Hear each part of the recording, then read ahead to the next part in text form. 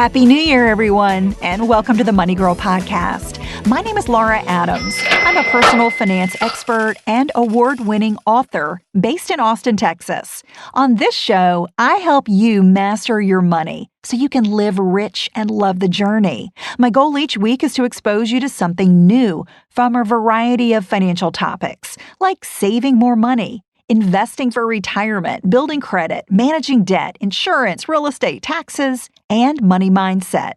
We have lots of new listeners, so I want to thank you for downloading the show, and I really hope that you'll be a permanent part of the community. I've been podcasting for 10 years now. I can't believe it's been that long, and doing Money Girl now for over 8 years. Many of you have been listening since the beginning, so thank you for your friendship, feedback, questions, and support over all these years. Since there are so many shows in the archive, we've limited the feed to the most recent 25 shows. So that's what you'll see in iTunes or wherever you get podcasts.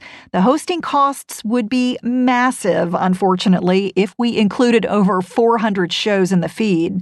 But the good news is that you can read the transcripts or stream audio from the entire archive in the Money Girl section at quickanddirtytips.com.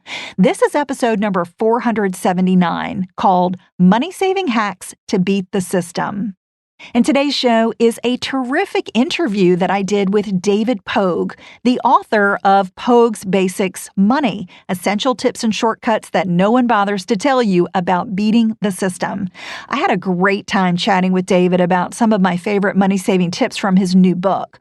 We cover the right way to purchase computers and laptops, whether you should pay for extended product warranties, tips to save money on insurance, how to get free money from Amazon programs, places to turn unused gift cards into cash, how to leverage credit cards for cash back, and more tips and shortcuts that you can use to keep more of your hard-earned money. So I won't keep you waiting any longer. Here's the interview. David, welcome to the show. I'm so glad to have you on. Thanks. Good to be here. Yeah, so you've got a brand new book out, Pogue's Basics Money, Essential Tips and Shortcuts That No One Bothers to Tell You. I love the title. I want to ask you why you're writing about money. You're kind of a tech and science guy, aren't you?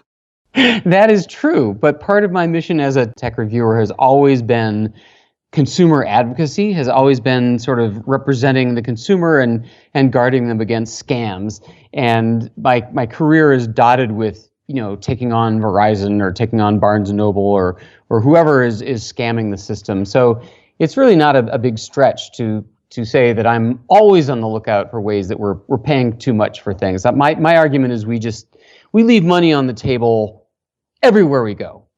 Food and travel and clothes and services. It's unbelievable how much you could save if you had a little information. It's so true. As I was reading your book to prep for this interview, I was dog-earing pages that I wanted to talk to you about. And then I realized I had about half of the book dog-eared. It's so good. I'm going to put that quote on the back cover if you don't mind. Yeah, I mean, it's just chock full of incredible, fantastic tips. So bravo, very well done. So we'll just pick out a few great things here to talk about. And maybe if there's anything else that I missed, we can talk about it at the end. But I want to ask you first about buying refurbished computers. You're a tech guy, so I figure you might have an opinion on this. What do you think? Should we do it? Should we roll the dice or not? You should never buy anything else but refurbished computers. This is one of the greatest massive savings vehicles out there. When these companies like Apple and Dell and HP sell refurbished computers on their websites, it's not what you think. It's not going to be full of cat hair and, spilled coffee. These computers have never been used. This is like when somebody got a laptop for Christmas and his uncle also gave him the same laptop. They have to return one of them, and they're not allowed to. Apple is not allowed to sell it as new, so it's called refurbished. It's usually never even been turned on. It's given the same warranty and the same inspection, in fact, more of an inspection than a new one would. And in the meantime, you get these gigantic savings. So a new MacBook Air costs $1,200. On the Apple website, the same exact laptop is $950 for the inconvenience of having to buy a laptop that somebody had under the tree for an hour. Yeah, the Mac that I am recording this show on right now is refurbished, and I was really impressed at how beautiful it was when I got it. I expected it to be kind of dinged up and, look pretty used, but it was in pretty good shape. So I am definitely a fan as well of buying refurbished computers. And every time we go to buy electronics, like a computer, a TV, a microwave, what are they trying to sell? Those extended warranties, right? What do you think about those? When should we pass and when should we buy one? Fortunately, I'm a longtime reader of Consumer Reports, and they have studied this, and extended warranties are a ripoff. It is not worth paying for extended warranties, especially on things that just don't break. I mean, 40% of us buy an extended warranty on a refrigerator. Refrigerators go, 15, 20 years without breaking down. It almost never turns out to be worth it. So it's a psychological scam more than a financial one. You worry that it's going to break down outside the warranty period. So much smarter to just buy things with a credit card that doubles the original warranty, for example. I'd say the one example where you might want to consider an extended warranty are on things that you carry and bump around, like cell phones and laptops. Then maybe. But on appliances that just sit there for years, like a microwave or a TV, it's not going to pan out. Yeah, I rarely buy them. I think maybe I've bought it on some very high priced items where it was a very small percentage of the purchase price, maybe 5% or less in the purchase price. But yeah, mostly I definitely turn them down. So let's change gears here and talk a little bit about insurance. We've all got to buy car insurance, for example. So that's a great cost to try to trim down. What are some strategies that you recommend to save money on our auto coverage? Well, one general thought when it comes to insurance is to revisit it. So if you took out your policy on whatever it is, 7 years ago or 10 years ago, your circumstances might have changed. You might need less or more, or your circumstances. For example, in car insurance, the insurance rate is pegged to how much you drive a year. So if you have a new job or you've moved and now you take the subway to work and you got much lower mileage, you should call the insurance company and get your rate dropped. And there are other ways that you can reduce your car insurance too, just by asking. For example, if you pay a year's premiums up front, they chop about 8% off for the year that you would have paid in monthly installments. And also moving your car insurance to whatever company that's giving you your home insurance, that also gets you a lower rate. So a lot of times it just boils down to call the company and ask. Yeah, and I love that you included insurancequotes.com, which is a company that I work as a spokesperson for. And we do a lot of studies about what causes rates to rise, what causes rates to go down. And, there's so many things that go into our auto insurance rates that a lot of people don't realize. So even credit, people don't realize. We, in fact, just did a study that shows consumers with poor credit are paying about 100% more on average than those with excellent credit. I mean, it's just amazing. So we've got to understand what goes into these rates because they're pretty complex, and do everything that we can to keep them down. So I love that you covered insurance. Let's talk about buying things. I love to buy things online and have them shipped to my house. So I'm a huge Amazon fan, and I've also got a Prime account, and I'm just a huge lover of the Subscribe and Save program. But when I was reading your book, I realized there's a whole lot more that I could be taking advantage of when it comes to Amazon. So tell us about some of the lesser known discount programs that I'm probably missing out on. Well, right. Amazon is this giant retailer, but they don't really have any stores. So they don't have a chain of physical stores. So they're at this sort of disadvantage. So yeah, they've cropped up all these savings discount plans that not very many people know about. I think my favorite, and this is just so important, is the Amazon Prime Store card. It's basically Amazon's own credit card that works only on Amazon that gives you 5% off everything. So getting 5% off everything you buy in a year, that is hundreds or thousands of dollars a year for most people. Obviously, Amazon hopes that this will drive you to buy more things from Amazon, which of course it does. It works for me. But getting 5% off everything all the time it's free money. It's just an amazing, amazing deal. They also have a bunch of other programs. One's called Warehouse Deals. That's the equivalent of the refurbished deals we were talking about earlier, where somebody bought a product, opened it, and returned it without ever using it, or the shipping box got dented. And again, these are big discounts on everything, TVs and electronics and shoes and sporting goods. You mentioned that you use Subscribe and Save, which is where they're things that you use and replenish all year long, like toilet paper and makeup and cereal and laundry detergent and stuff like that. If you're willing to have these things shipped to you automatically on a schedule that you specify, send me new laundry detergent 4 times a year or something, they knock off 10 to 25% of the costs. Yeah, I'm typically getting about a 15% discount. And what a lot of people, I think, what scares them about the program is they think, oh, I don't need this item every month or every couple of months. But what's so great about it is that you can just skip a shipment. You can just say, no, I don't want an item this month. Send it to me next month, or send it to me in 6 months. And you're still getting the discount as long as you have, I think, at least 5 items in your shipment. So I really love that. I kind of play that game each month, sort of, picking and choosing what I need. And I was just about to get the Amazon credit card. And now that I've read your book and talked to you about it, I'm definitely going to pull the trigger on that. I think it's just a no-brainer. It is. 5% is a lot. In one of my favorite tips in the book is to get a credit card. As long as you're going to have a credit card, you might as well get one that gives you cash back at the end of the year. This is, of course, not anything new.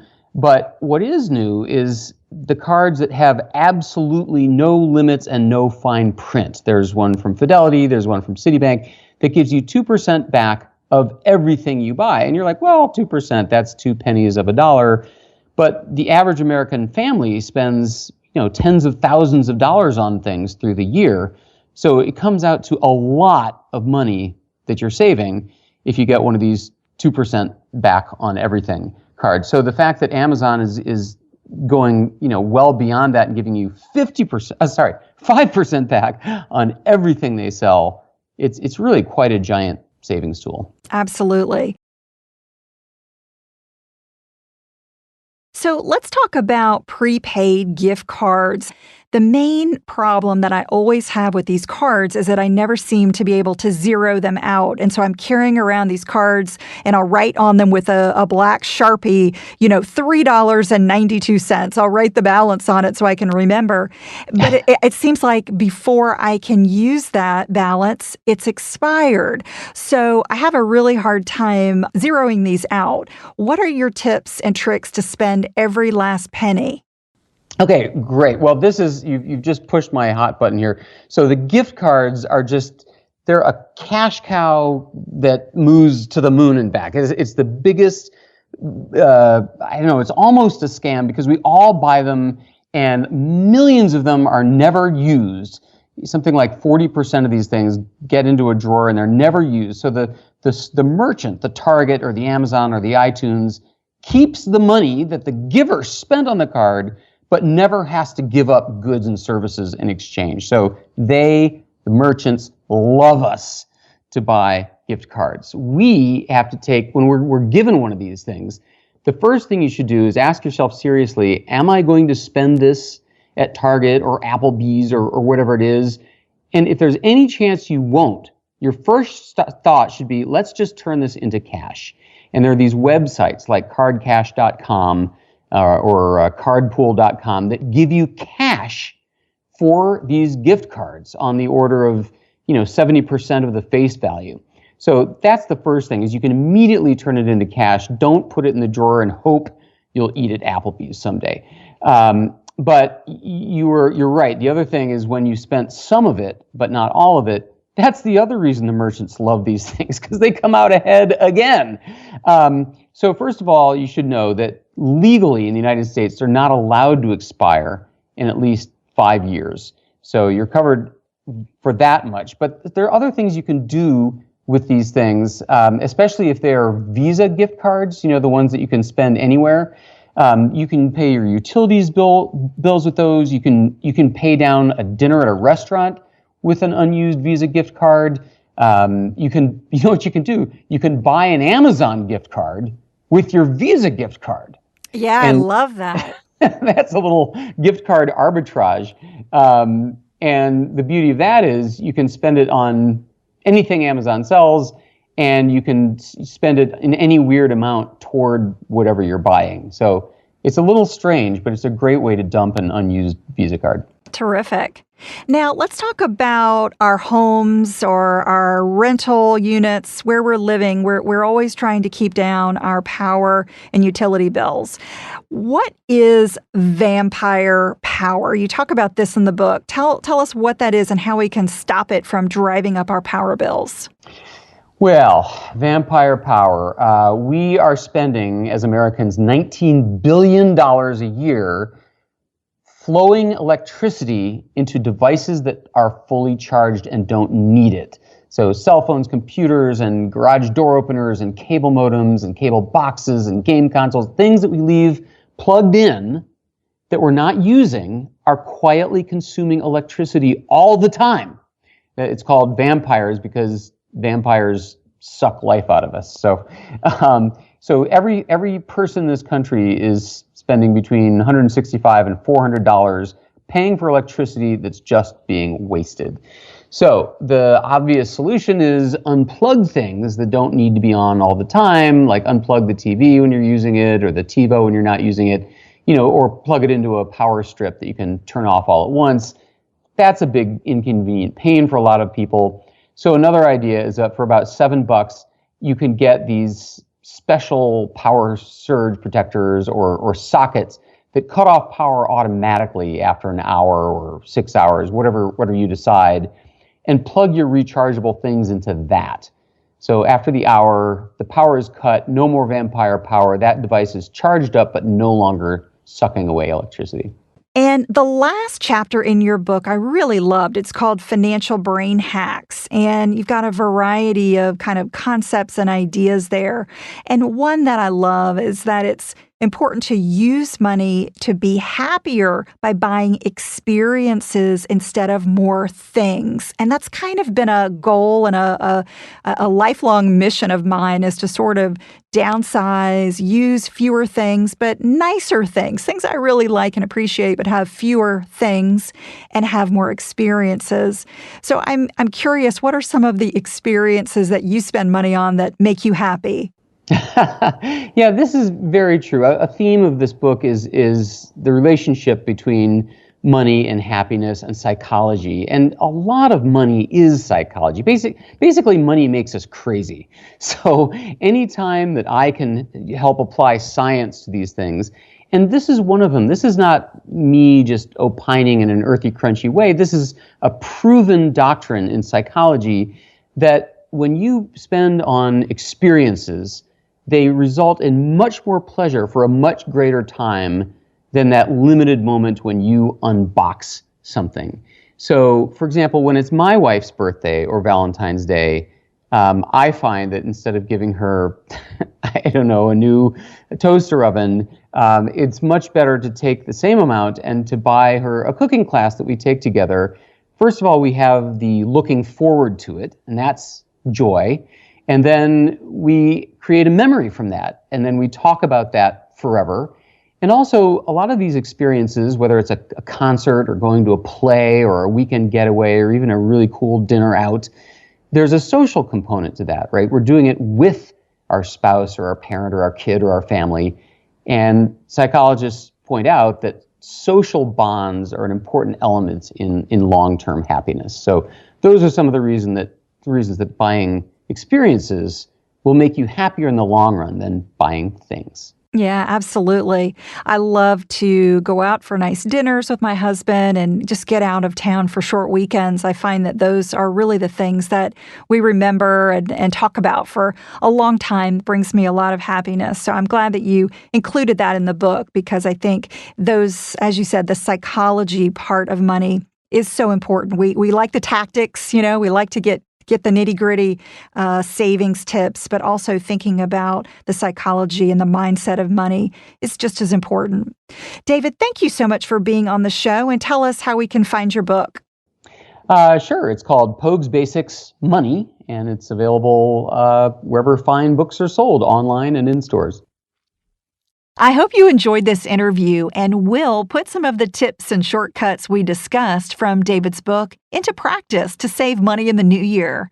If you're enjoying the show, be sure to share it and subscribe so you get every episode the moment it's released. It's free to subscribe on any app of your choice, like iTunes or Stitcher. And if you're on Android, try out Podcast Addict or Beyond Pod. Money Girl is also on the Spotify mobile app. To keep the money conversation going with a terrific community, join my private Facebook group called Dominate Your Dollars.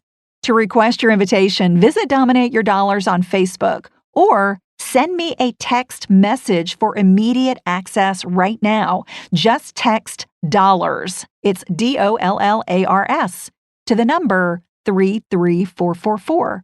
I hope to see you in the group. You can also visit lauradadams.com to email me your money question or visit my recommended tools page. That's all for now. I'll talk to you next week, courtesy of Money Girl, your guide to a richer life.